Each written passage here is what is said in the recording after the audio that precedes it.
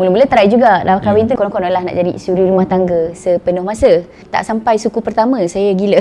Saya tak pandai duduk rumah. Oh, kejap. Lepas kahwin tu memang terus berhenti kerja? Saya lepas kahwin dalam seminggu ke 2 minggu macam tu, saya cakap dengan dia, tak apalah saya nak jadi suri rumah. Oh ya. Kononnya lah. Terus berhenti. Okey.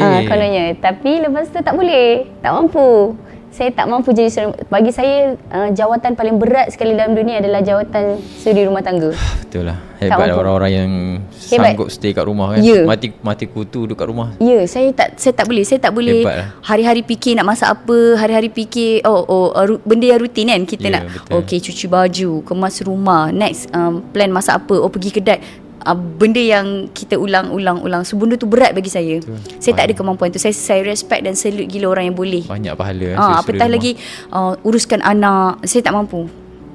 Dan saya cakap dengan dia, saya nak kerja. So berbetulan dia dah masuk kerja dekat tempat bos Poji tu. Dan bos Poji perlukan ekstra kerani. Saya masuk, saya jadi kerani. Oh, dua-dua terus? Okay. Masuklah jadi kerani. Jadi saya belajarlah bahagian macam mana nak buat quotation, macam mana nak buat invoice, macam mana nak record duit keluar masuk. Belajarlah sikit-sikit.